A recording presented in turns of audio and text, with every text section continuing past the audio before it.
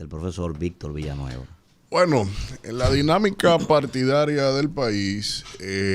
mucho se ha ido alineando, planteándose también de cara a lo que es la agenda política tras haber iniciado este proceso de pre-campaña, y mucho se ha estado estableciendo en cuanto a las vertientes de la conformación de un bloque opositor. Aquí la practicidad y el pragmatismo político está definiendo que mediante el proceso de conformar un bloque opositor que está siendo delineado y encabezado por la Fuerza del Pueblo, que es el partido que tiene ahora mismo el mejor posicionamiento en términos de simpatías e intención de votos, y sobre todo en la correlación entre los males que hay en la sociedad, en lo que está padeciendo la ciudadanía y lo que se va albergando en la esperanza de la gente de cara a esta desesperanza como síntoma colectivo que ha significado el gobierno del PRM y Luis Abinader. Desde acá se está viendo que más de 8 organizaciones partidarias, entre otras organizaciones en términos de movimientos sociales y grupos sectoriales, estarán conformando un bloque opositor que desde que se intentó el año pasado, desde mi punto de vista erróneo, cuando se anunció en ese momento, ha marcado un punto de tensión en la atención del oficialismo. Esto tiene distintas aristas donde tomarlo, porque reviste especial significado tanto para el oficialismo como para el partido que intenta superarse a sí mismo, como es el caso del Partido de la Liberación Dominicana. Para el gobierno esto tiene un significado de que, primero, el nucleamiento de la oposición le significa un desafío frontal, el principal escollo que tiene que superar en términos de la efectividad electoral que se le pretende. Y obviamente el gran desafío que tiene el gobierno es superarse a sí mismo desde el punto de vista de cuáles fueron los resultados de las elecciones del año 2020. Y eso, dado a las coyunturas que se dieron en el año 2020, aunque no hay nada escrito en política, muy distante de que para el año 2024 acontezcan las mismas condiciones. Eso sumado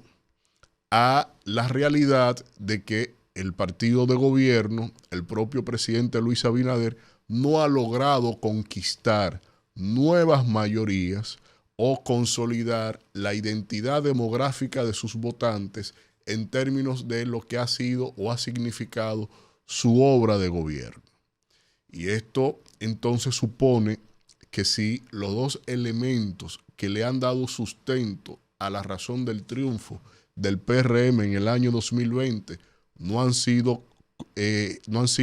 afianzados de manera política, demográfica y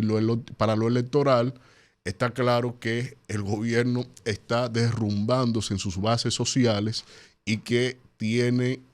creo que ya el tiempo no le dará para consolidar en credibilidad que en verdad tiene algún atisbo de capacidad para enfrentar los males que nos están aquejando, porque no es que ha sido promotor de esos males, sino que lo que ha llevado a hacer es haber afianzado hacia el hundimiento lo que son la gravedad de nuestras vicisitudes, circunstancias y desigualdades sociales en este país. Pero no solo es el hecho en cuanto a lo que se refiere o a lo que se infiere que el partido de gobierno no haya afianzado su agenda social con lo que es esa suma o esa conquista de los sectores sociales del país. No, está el hecho también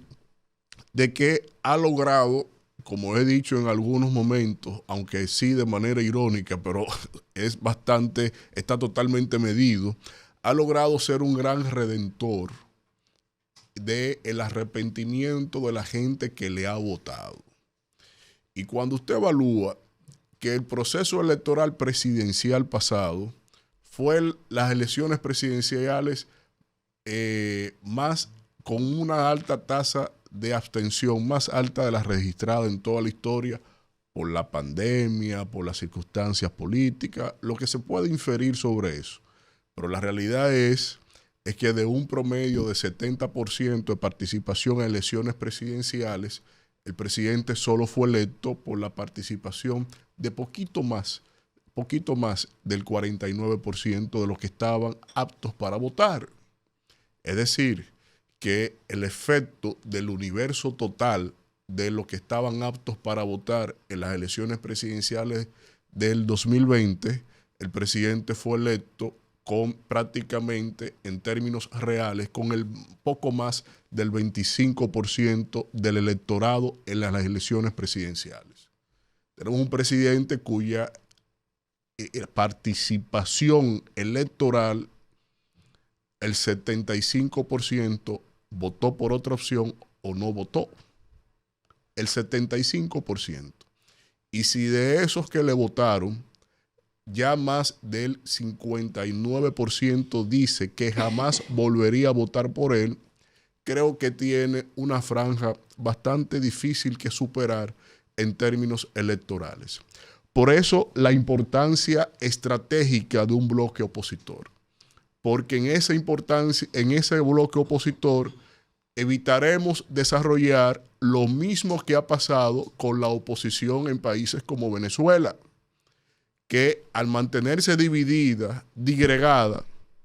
está claro que desde ahí ha sido la base en donde el chavismo en un momento y el madurismo en otro momento han dado pie con bola en términos de afianzarse en el poder, indistintamente a todos los mecanismos deplorables, condenables que se puedan señalar, que se puedan demostrar en términos de lo que ha pasado en el devenir de la democracia en Venezuela en materia electoral.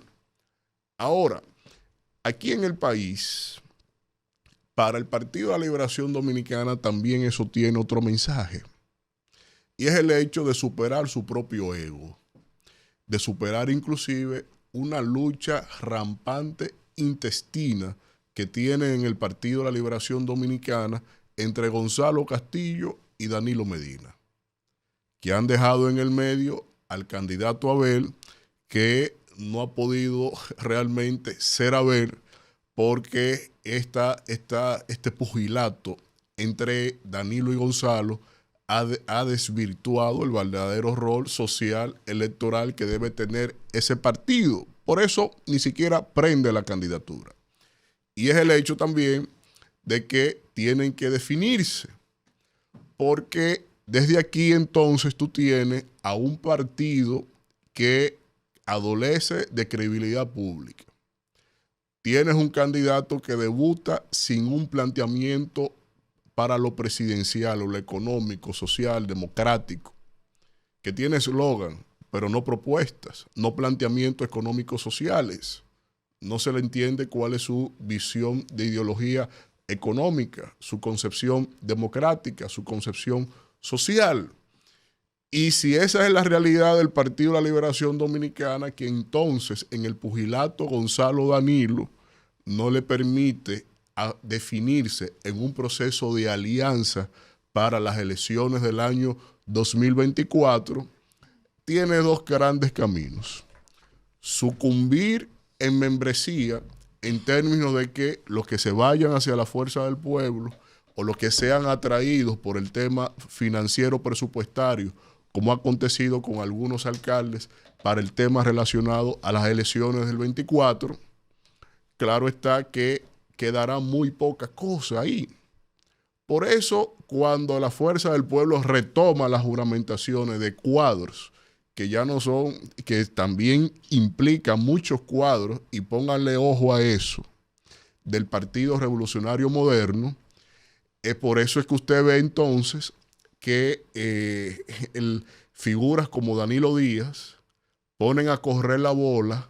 el día antes de las elecciones y de algunas juramentaciones proyectadas,